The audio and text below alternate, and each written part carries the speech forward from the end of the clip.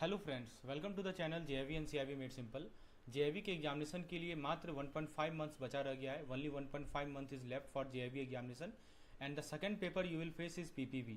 Already I have discuss the strategy for INIFS। If you have not seen that video, यदि आपने वो नहीं देखा है तो डिस्क्रिप्शन में उसका लिंक अवेलेबल है। INIFS में किन टॉपिक को ज़्यादा अच्छा इंपॉर्टेंट है, जिसको आपको प्रायोरिटी लेवल पे करना चाहिए, वो मैंने बताया था। सिमिलरली आज इस वीडियो में हम लोग पीपीबी यानी principles and practices of banking, जिसको आप दी मैकलेन बुक में देखेंगे तो ऑलमोस्ट 900 पेजेस में कवर्ड है। तो 900 पेज को पर पाना। इंपॉर्टेंट टॉपिक को बताने से पहले आपको मैं थोड़ा सा क्रैश कोर्स के बारे में बता दूं। दोस्तों, हमारा पीपीबी का जो क्रैश कोर्स है वो 5 सितंबर से शुरू हो रहा है। इस क्रैश कोर्स में दोस्तों हम लोग डेली 2 यूनिट्स कवर करेंगे। डेली 2 यूनिट्स में आपको दोस्तों वही पॉइंट्स पढ़ाए जाएंगे। सुबह में आपको उसका वीडियोस, उससे रिलेटेड पीडीएफ और उससे related MCQs PDF, theory PDF मिल जाएंगे और शाम में हम लोग उससे रिलेटेड क्विज करेंगे। तो फ्रेंड्स, वही चीज़ें मैं आपको बताऊंगा जो कि एग्जामिनेशन पॉइंट ऑफ व्यू से इंपॉर्टेंट है। यानी दोस्तों पीपीबी के कंप्लीट सिलेबस का 60 से 70% कवरेज होगा हमारे इस क्रैश कोर्स में, जो कि 20 सितंबर तक चलेगा। और थोड़ा सा हम इसको एक्सटेंड भी कर सकते हैं। यदि सिलेबस वास्ट है पीपीबी का तो हम लोग उसको 25 तक ले जा सकते हैं। दोस्तों, जो भी आपको वीडियोज़ मिलेंगे वो हिंदी में मिलेंगे और दोस्तों जो भी आपको पीडीएफ मिलेंगे उसको आपको एकदम बुलेट पॉइंट्स मेमोरी मैप के फॉर्मेट में पीडीएफ रहेगा, जिसके माध्यम से आप चीज़ों को फास्ट रिवाइज नंबर रिलेशनशिप में आप सबसे पहले तो 1.3 नंबर यूनिट है जो कि रिलेटेड है बैंकर कस्टमर रिलेशनशिप से, जो कि टॉपिक का नाम ही है।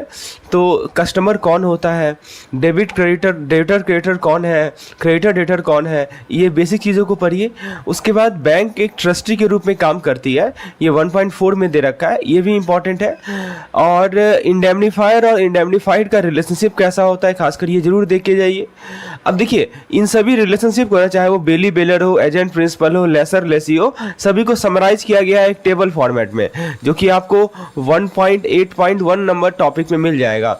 टॉपिक का नाम है बैंकर कस्टमर रिलेशनशिप समराइज्ड।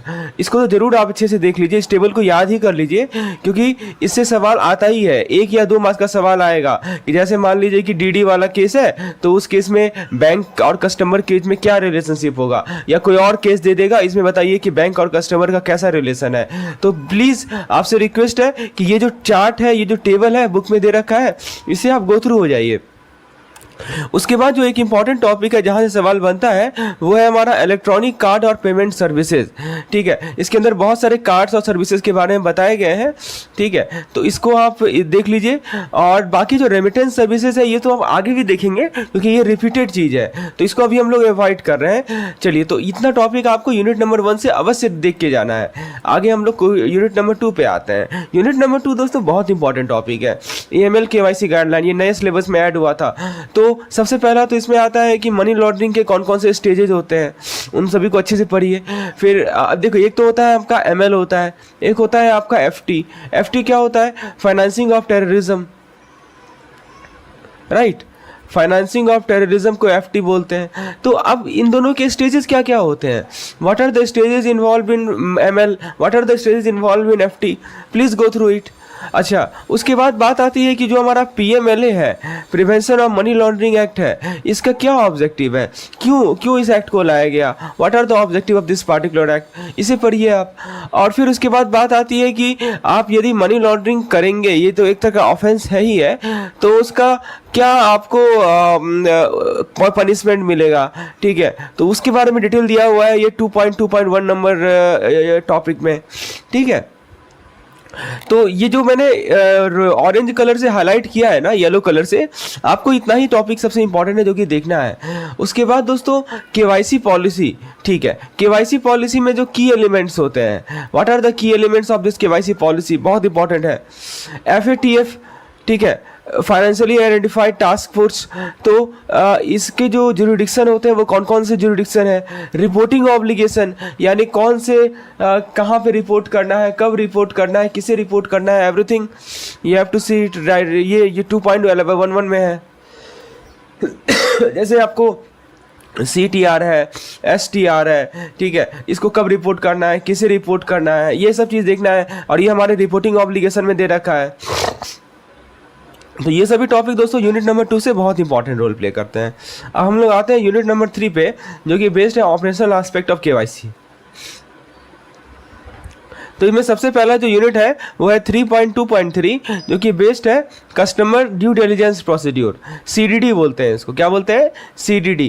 तो कस्टमर ड्यू डिलिजेंस प्रोसीड्यूर में क्या बात हो रही है, तो उसमें जैसे आपसे पूछ लिया जाएगा कि इनमें से कौन सा ऑफिशियली वैलिड डॉक्यूमेंट नहीं है, ठीक है, फिर अपडेटेड एड्रेस, माइनर के केस का जितना भी पॉइंट्स हैं, तो ये सभी चीज़ हमारे CDD के अंदर आती हैं, जैसे that is called customer due diligence.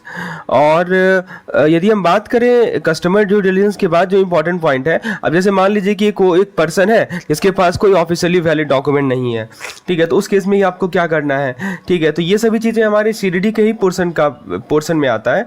उसके बाद दोस्तों आता है जो हमारा alternate mode of CDD procedure है, इसके अंदर क्या क्या आ सकता है, जैसे VCIP आप जानते होंगे, ठीक है, तो ये VCIP के बारे में डिटेल जानना, ठीक है, इसको क्या बोलते हैं, video based customer identification process, ठीक है, तो ये VCIP देख लीजिए। उसके अलावा VCIP का क्या क्या इंपॉर्टेंट एस्पेक्ट्स हैं और ये चीज़ आपको देखनी है। उसके बाद जो नेक्स्ट टॉपिक है वो है हमारा CKYCR यानी सेंट्रल KYC रिकॉर्ड रजिस्ट्री। तो दोस्तों इसमें बहुत सारे इंपॉर्टेंट पॉइंट है, ये एक पेज में ना सारा डिटेल इसमें दिया गया है, जिसको आपको देख के जाइए। और फाइनली बात आती है रिकॉर्ड मैनेजमेंट की, राइट। आफ्टर दैट अच्छा इसमें सरसई भी एक इंपॉर्टेंट चीज़ है, CKYCR में सरसई भी आएगा। और लास्ट में सबसे इंपॉर्टेंट टॉपिक है वो रिकॉर्ड मैनेजमेंट है, यानी किस रिकॉर्ड को हमें कब तक रखना है, ठीक है, वो देखना है, जो कि हमारे 3.6.2 नंबर टॉपिक में दे रखा है। यदि हम यूनिट 4 की बात करें, यूनिट 4 टॉपिक का नाम है opening account of various type of customer. तो बहुत इंपॉर्टेंट टॉपिक है क्योंकि आप इसमें बहुत तरह के कस्टमर से डील करेंगे, उनके बारे में जानेंगे और उनके अकाउंट को कैसे ओपन किया जाता है। तो खासकर यदि एग्जामिनेशन पॉइंट ऑफ व्यू से जो ज़्यादा इंपॉर्टेंट टॉपिक है वो सबसे पहला है आपका अकाउंट ऑफ माइनर्स के अकाउंट को जरूर देखिए। ये 4.2.5 में लिखा गया है। माइनर्स हो गया, ब्लाइंड पर्सन हो गया, इलिटरेट वगैरह, ये सब तो आसान है, ठीक है, लेकिन ये दो सबसे सुपर इंपॉर्टेंट है। एक तो ब्लाइंड पर्सन का अकाउंट को कैसे ओपन किया जाए और दूसरा है माइनर के अकाउंट। खासकर माइनर से केस स्टडी पूछा जाता है, ठीक है। तो जैसे मान लीजिए कि माइनर का अकाउंट है तो उसके लिए क्या क्या रूल्स ऑफ ऑपरेशन है, कौन सा एक्ट है जो कि गवर्न करता है, तो ये 1 से 2 पेज में बुक में आपको दे रखा है, ठीक है, इसको जरूर देख के जाइए। उसके बाद दोस्तों जो नेक्स्ट टॉपिक आता है माइनर के बाद, वो आता है हमारा पार्टनरशिप फर्म के बारे में। पार्टनरशिप फर्म में किस प्रकार से पार्टनरशिप अकाउंट को ओपन किया जाता है, क्या क्या डॉक्यूमेंट्स की रिक्वायरमेंट होती है, पार्टनरशिप फर्म का डेफिनेशन क्या है, everything you have to keep in mind. और एक होता है हमारा LLP क्या होता है, लिमिटेड लायबिलिटी पार्टनरशिप।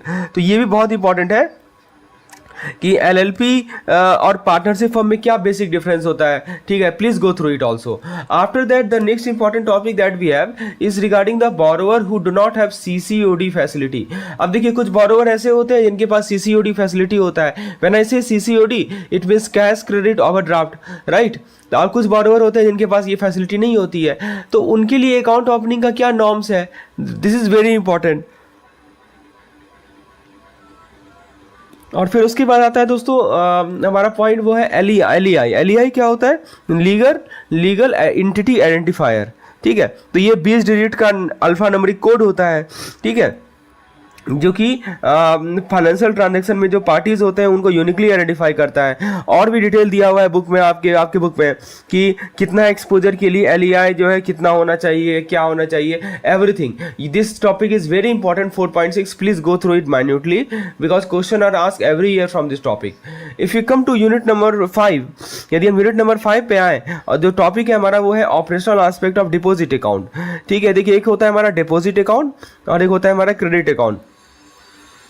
तो यहाँ पे हम लोग सबसे पहले डीफ अकाउंट को देखेंगे, ठीक है ना। डीफ आपको पता होगा, depositor education and awareness fund, ठीक है। तो ये कहाँ दे रखा है, तो ये देखिए यहाँ लिखा हुआ है DEF।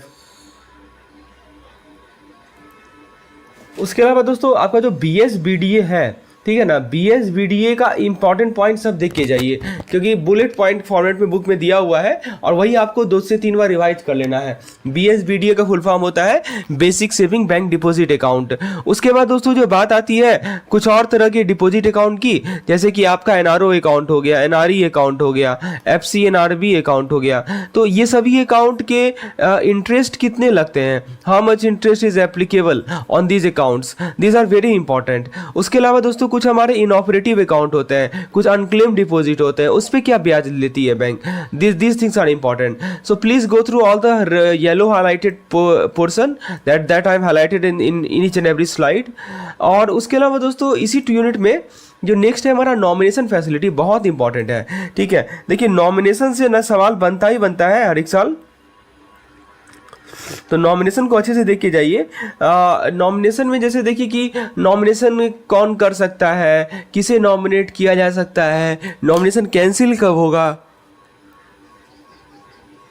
और मान लीजिए कि कस्टमर का डेथ हो जाए या कस्टमर मिस करने लगे तो उस वक्त नॉमिनेशन का क्या किया जाएगा, तो ये तो देखना है आपको. उसके बाद दोस्तों जो अटैचमेंट ऑर्डर होता है, अटैचमेंट ऑर्डर की बात करें तो एक गार्निशी ऑर्डर हो गया. ठीक है, तो गार्निशी ऑर्डर क्या होता है, इसमें केस स्टडी पूछा जाएगा. जैसे कोर्ट में बैंक में जो है गार्निशी ऑर्डर गया कोर्ट, तो बैंक चेक को पेमेंट करेगी कि नहीं करेगी, इस प्रकार का केस स्टडी, मतलब आपके अंडरस्टैंडिंग पे बेसिस पे क्वेश्चन पूछा जाता है. तो सबसे पहले तो चीज़ों को समझने का प्रयास कीजिए कि गार्निशी ऑर्डर होता क्या है. और उसके अलावा जो दूसरी तरह के अटैचमेंट ऑर्डर होते हैं, ठीक है, जैसे कि इनकम टैक्स 1961 के अंदर कुछ अटैचमेंट ऑर्डर होता है, उसको भी देख के जाइए. तो ये 5.9 पूरा का पूरा टॉपिक ही इंपॉर्टेंट है. दोस्तों आपको मैं बता दूं कि ये जो भी मैं कंटेंट आपके साथ प्रस्तुत कर रहा हूं, यदि आपको इसके पीडीएफ की रिक्वायरमेंट है, इसके वीडियोस की रिक्वायरमेंट है, इससे रिलेटेड क्विजेस की रिक्वायरमेंट है, तो मुझे व्हाट्सएप कर सकते हैं इस पार्टिकुलर नंबर पर, क्योंकि हमारे पास सारा इंपॉर्टेंट कंटेंट्स अवेलेबल है जो कि आपको एग्जामिनेशन पॉइंट ऑफ व्यू से बहुत मददगार साबित होगी. चलिए आगे बढ़ते हैं हम लोग. नेक्स्ट यूनिट है हमारा यूनिट नंबर 6. यूनिट नंबर 6 में दोस्तों CTS बहुत इंपॉर्टेंट है, इसीलिए देख सकते हैं आप कि CTS से ना लगभग 3 से 4 सवाल पूछे जाते हैं. CTS होता क्या है, CTS का कैरेक्टरिस्टिक्स क्या है, CTS का फुल फॉर्म क्या होता है, चेक ट्रंकेशन सिस्टम. ठीक है, CTS के लिए क्या क्या अप्रोचेज है, प्रोसेस फ्लो क्या होता है, बैंक के लिए और कस्टमर के लिए CTS का क्या डिफरेंसेज है, CTS का चेक का इमेज देख लीजिए, पॉजिटिव पे सिस्टम क्या होता है, शॉर्ट में इसको PPS बोला जाता है. क्या बोला जाता है, PPS का मतलब क्या हुआ, पॉजिटिव पे सिस्टम. ठीक है, तो CTS से रिलेटेड जितने भी पॉइंट्स हैं उसको अच्छे से क्लियर कीजिए, बहुत इंपॉर्टेंट है. अच्छा, एक और चीज़ है जो कि मैं बताना चाहता हूँ, वो है कलेक्शन ऑफ अकाउंट पेई चेक. तो मान लीजिए कि कोई अकाउंट पेई चेक है, ठीक है, उसको आपको कलेक्ट करना है, तो कैसे कलेक्ट करेंगे, उसके लिए क्या नियम बना के रखा है इन्होंने. और फिर एक और चीज़ है वो है 6.3.4 में, उसमें आपसे बताया जा रहा है कि जो चेक है, जो इंस्ट्रूमेंट है जो कि ट्रांजिट में लॉस्ट हो गया, क्लियरिंग प्रोसेस में लॉस्ट हो जाए या पेइंग बैंक ब्रांच पे खो जाए, तो उस केस में क्या किया जाए. Very important. कभी कभी होता है ना कि लॉस्ट हो गया ट्रांजिट में, right, then what should you do. So that is what we will study in this particular session, and I have already covered all this thing. Now unit number 7 that deals with the banker special relationship. तो इसमें तो सबसे पहले mandate देखिए कि mandate होता क्या है, मैंडेट के बाद पावर ऑफ अटॉर्नी क्या होता है, पावर ऑफ अटॉर्नी का डेफिनेशन क्या है. I think I have missed one thing, this is also very important, power of attorney definition, sorry friends, and delegation of power. उसके बाद आता है दोस्तों बैंकर्स लीन. तो बैंकर्स लीन में एक आता है हमारा जनरल लीन. ठीक है, तो जनरल लीन देख लीजिए. उसके अलावा एक आता है हमारा पार्टिकुलर लीन. जनरल लीन क्या होता है, पार्टिकुलर लीन क्या होता है, ठीक है, फिर कौन सा कब राइट अप्लाई कर सकते हैं, everything have been written. And then after comes right of appropriation. कि एप्रोप्रिएशन होता क्या है, उसमें क्या क्या राइट्स दिए गए हैं, तो this is also very important. तो मैंडेट का definition, banker's lien, right of appropriation, these are very important. Now let's come to unit number 8. Unit number 8 में दोस्तों जो दो सबसे इंपॉर्टेंट टॉपिक है वो है फेमा. फेमा पता है क्या होता है, फॉरेन एक्सचेंज मैनेजमेंट एक्ट को फेमा बोलते हैं. तो फेमा का मेन फीचर्स क्या क्या है, what are the main features of FEMA, this is the first thing that you have to study. And the second thing is what are the approved remittance methods in India. ठीक है, अब देखिए यदि हम remittance method की बात करें तो specifically we are talking about inward remittance, इसको हम लोग बोलते हैं फॉरेन एक्सचेंज मैनेजमेंट एक्ट. तो फेमा का मेन फीचर्स क्या क्या है, ये आपको 8.2.2 यानी 8.2.2 नंबर जो टॉपिक है इसमें आपको फेमा के बारे में ही बताया जा रहा है कि फेमा का मेन फीचर्स क्या है. उसके बाद दोस्तों कुछ इंपॉर्टेंट डेफिनेशंस दिए गए हैं, ठीक है। इस डेफिनेशन को अच्छे से देख लीजिए क्योंकि डेफिनेशन से सवाल बराबर पूछे जाते हैं, ठीक है। कि आप देखिए जो फॉरेन एक्सचेंज टॉपिक है इसमें बहुत सारे डेफिनेशंस होते हैं, तो उससे सवाल देखे गए हैं कि पूछे जाते हैं। जैसे मैं आपको एग्जांपल बताऊं कि जैसे कि ओवरसीज OCI कौन होते हैं, पिछली बार एक डेफिनेशन आया था OCI कौन होते हैं, ओवरसीज सिटीजन ऑफ इंडिया कौन होते हैं। तो आप बुक में देखेंगे ना, इसके लिए बहुत सारा कंडीशंस दिया गया है, तो इसीलिए मैं बोल रहा हूँ कि डेफिनेशन को जरूर अच्छे से पढ़ के जाइए। फिर बात आती है हमारा approved remittance method to India, यानी भारत में रेमिटेंस मेथड का कौन कौन सा मेथड का अप्रूवल मिला हुआ है, ठीक है। तो ये एक इम्पॉर्टेंट पार्ट है जो कि हमारे 8.5.2 नंबर टॉपिक में दे रखा है इन्होंने। और देखिए जो हमारा फॉरेन एक्सचेंज का विड्रॉल होता है उसका ड्रॉ करना, उसका पे क्या क्या प्रोहिबिशन है, कहाँ कहाँ रोक लगाया गया है, ठीक है, जो कि हमारा 8.6.3 नंबर टॉपिक है, prohibition on withdrawal of foreign exchange. और फाइनली सबसे जो इंपॉर्टेंट टॉपिक है वो है हमारा LRS। LRS आप जानते हैं ना, LRS होता है हमारा लिबरलाइज रेमिटेंस स्कीम, शॉर्ट में इसको LRS बोला जाता है, ठीक है। ये 8.6.6 नंबर यूनिट है। तो LRS को अच्छे से पढ़िए, LRS के फीचर्स क्या क्या होते हैं, ठीक है। और फिर उसके बाद परमिसेबल अमाउंट क्या होता है, पर्पस क्या होता है, ठीक है, कौन कौन से किस पर्पस के कारण परमिशन दिया जाता है, कहाँ परमिशन नहीं दी जाती है, ठीक है।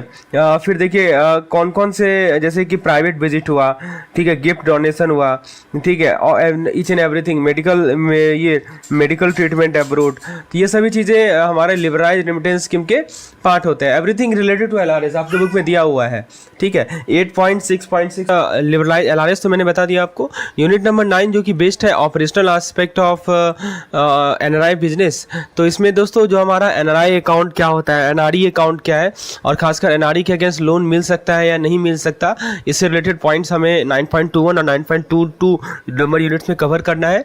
उसके अलावा दोस्तों NRO अकाउंट से रिलेटेड पॉइंट कि मान लीजिए कि कोई फॉरेन नेशनल है, वो भारत विजिट करना चाह रहा है, तो उसके लिए NRO अकाउंट ओपन करवाने के क्या क्या नियम है।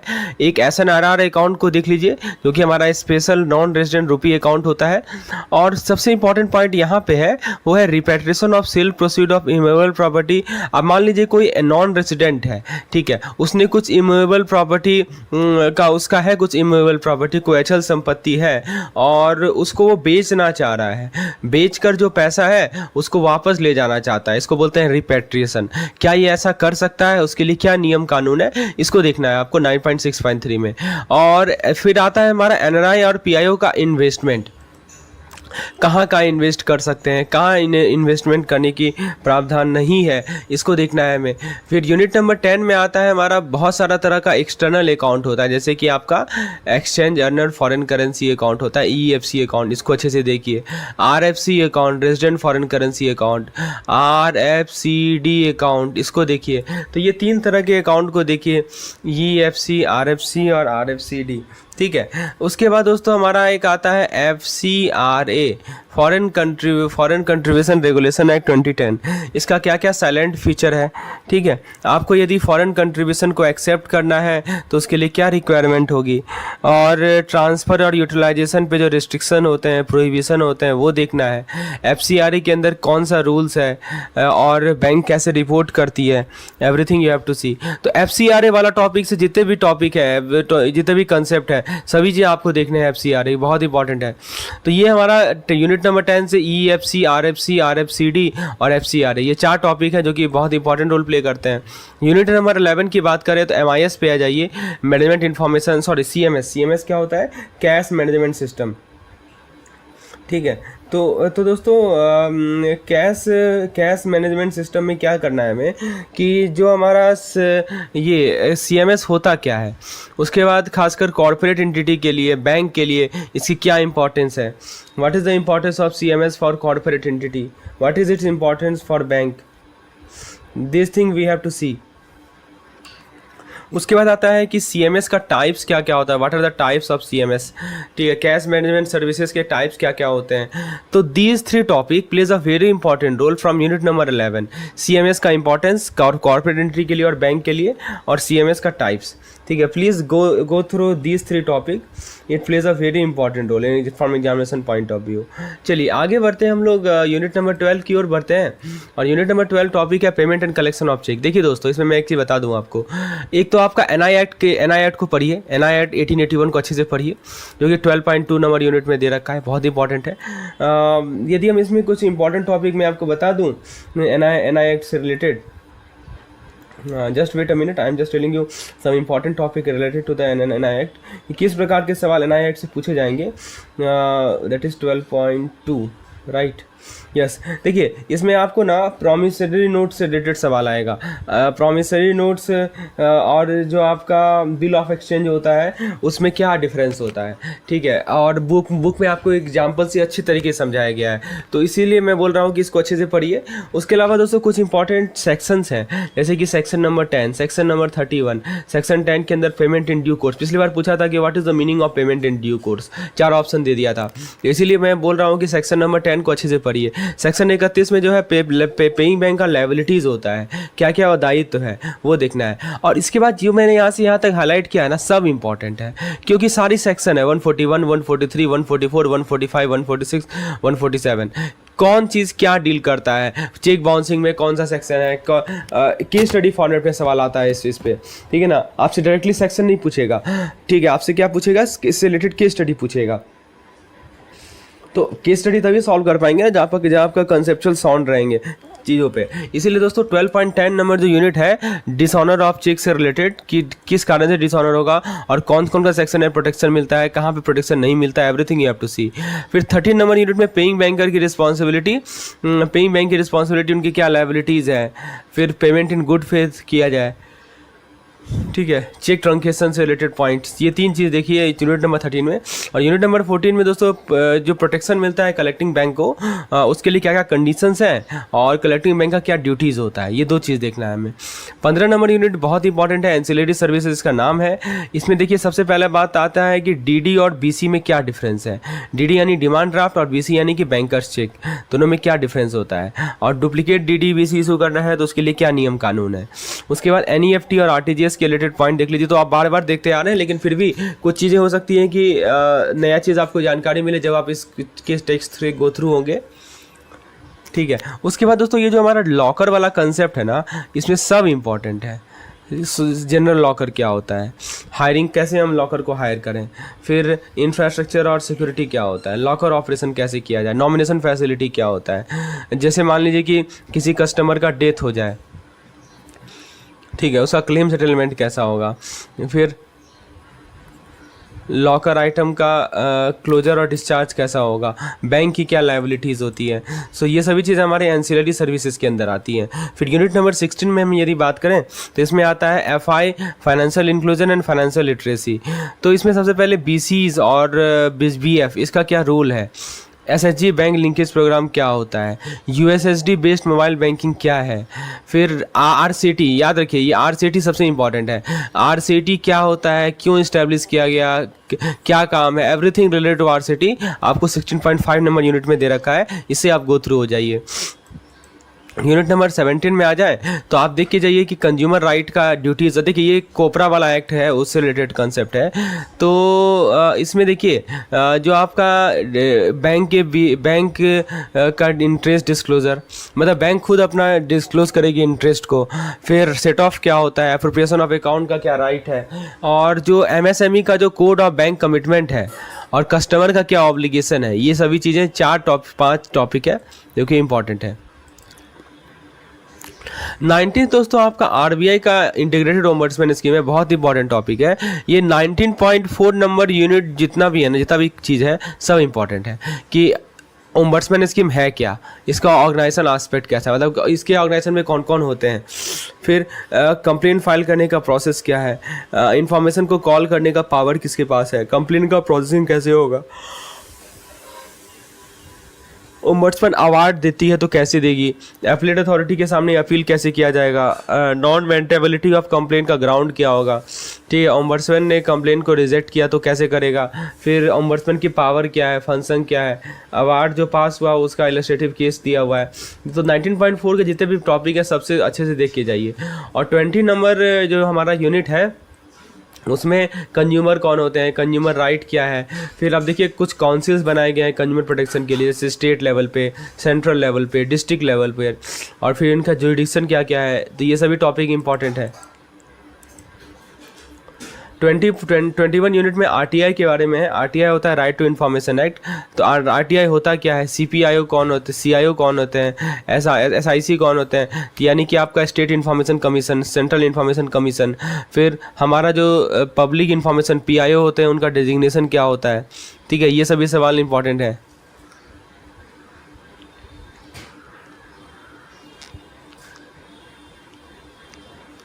अब देखिए यूनिट नंबर 22 में हम लोग बात करते हैं क्रेडिट फैसिलिटी के बारे में। तो एक होता है हमारा वर्किंग कैपिटल का कंसेप्ट, उसके बाद वर्किंग कैपिटल कितना ज़्यादा एडिक्वेट होना चाहिए, लॉन्ग टर्म फंड की क्या रिक्वायरमेंट है, क्या नीड है, ये आपका टर्म लोन और वर्किंग कैपिटल फैसिलिटीज़ में क्या डिफरेंस है, बिल फाइनेंस क्या होता है।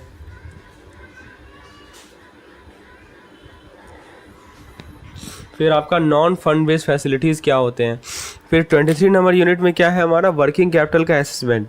वर्किंग कैपिटल क्या है, कंपोनेंट्स क्या क्या होते हैं, ऑपरेटिंग और वर्किंग कैपिटल साइकिल क्या होता है, फिर कैसे वर्किंग ऑपरेटिंग साइकिल के कंपोनेंट को कंप्यूट करें, वर्किंग कैपिटल रिक्वायरमेंट यानी फंड बेस को कैसे एसेस करें, नॉन फंड बेस्ड फैसिलिटीज़ को कैसे असेसमेंट करें। ये सभी चीज़ें हमारे वर्किंग कैपिटल के असेसमेंट से रिलेटेड है यूनिट नंबर 23। 24 नंबर यूनिट में क्या है marginal cost of fund based landing rate, जिसको हम लोग MCLR बोलते हैं।